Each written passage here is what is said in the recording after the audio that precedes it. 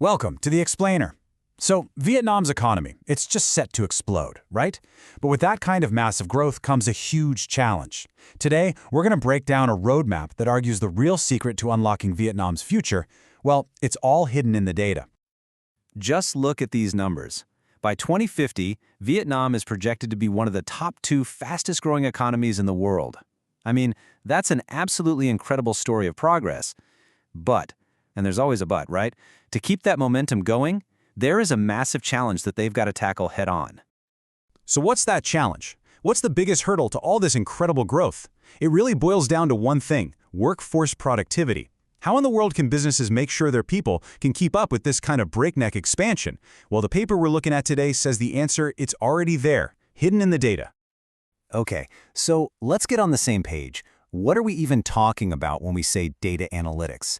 You know, at its core, it's really just about turning all these little digital breadcrumbs we leave everywhere into something that makes sense. Think about it. Every website click, every social media scroll, even swiping your badge at the office, all of that is data. And this whole process kind of breaks down into 3 simple stages. First, you've got descriptive analytics. That just tells you what already happened. Simple. Then you move on to predictive analytics, which takes all that past data and tries to guess what's going to happen next. And finally, the really cool part is prescriptive analytics. This is where the system doesn't just predict, it actually tells you what you should do about it. Now, this is where it gets really interesting. You see, when we're talking about this kind of automated decision-making, there's a huge difference between using it on customers and using it on employees.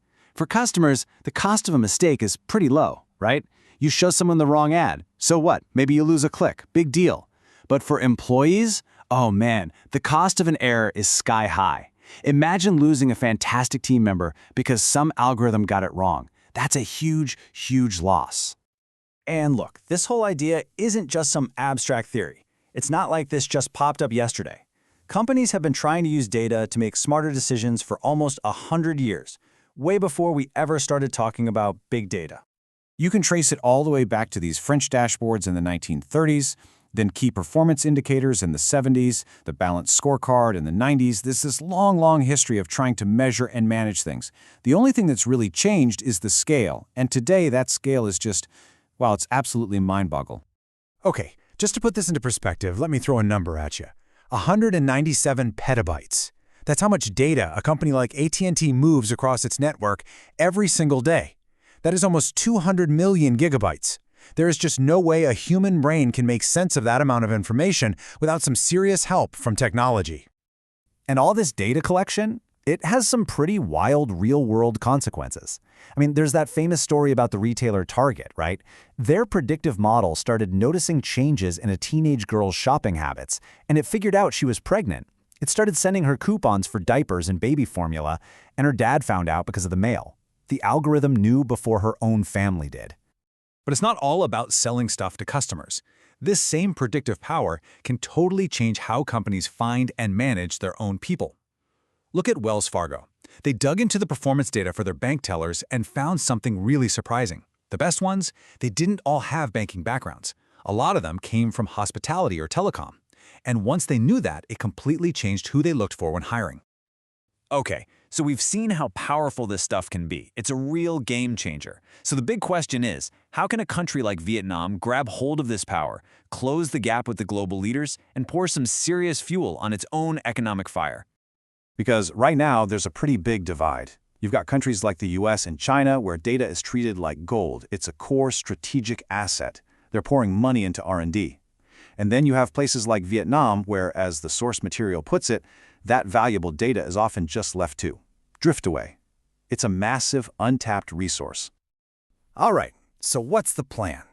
Recommendation number 1 is a big one. Let the machines do the predicting, but let the humans make the final call. So yeah, use an algorithm to flag an employee who might be about to quit. But then, a human manager needs to step in and make the actual decision. It's about using data to inform, not just automate, because that's how you keep common sense in the loop. Next up, recommendation 2. You've got to build a culture of experimentation. It's all about try, fail fast, learn, and try again. The paper brings up a great example from Google. They had this idea to get rid of all their managers. Sounds crazy, right? Well, the data came back almost immediately and said, yeah, this is a terrible idea. So they scrapped it. No ego, no drama, just listen to the data. Okay, recommendation number 3. To make these predictive models really good, the paper suggests you need more data. And we're talking about employee data. Things like using security badges to see who's moving around the office, or even cameras with facial recognition to see who's talking to whom. Analyzing gestures, engagement, which, immediately brings up a pretty huge question. Yeah? Is this going too far? I mean, this is where things can get a little dicey, right? It raises some really serious questions about privacy and ethics. And that brings us right to the critical pitfalls that this paper says you absolutely have to avoid. So yeah, rolling out these kinds of technologies, it's risky for sure, but it's not impossible. With the right planning and by being really honest about the dangers, these risks can absolutely be managed. First up, data privacy. This is a big one. Let's just take Europe's GDPR law as an example. If you mess up, the fine can be up to 4% of your company's global revenue. For a company the size of Google, we're talking about a potential multi-billion-dollar hit for just one mistake. Another huge danger, measuring the wrong thing. Author Kathy O'Neill calls this creating weapons of math destruction.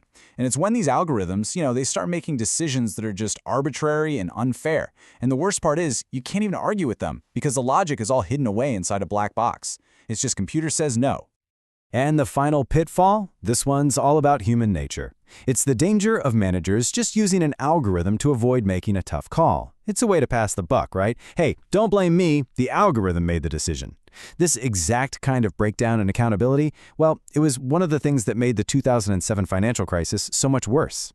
So, to wrap all of this up and really prepare the next generation, the paper throws out a pretty radical idea. It proposes a whole new way of thinking about education. What if we stop treating university students like they're just customers buying a product, and instead, what if we started treating them like they're employees in training?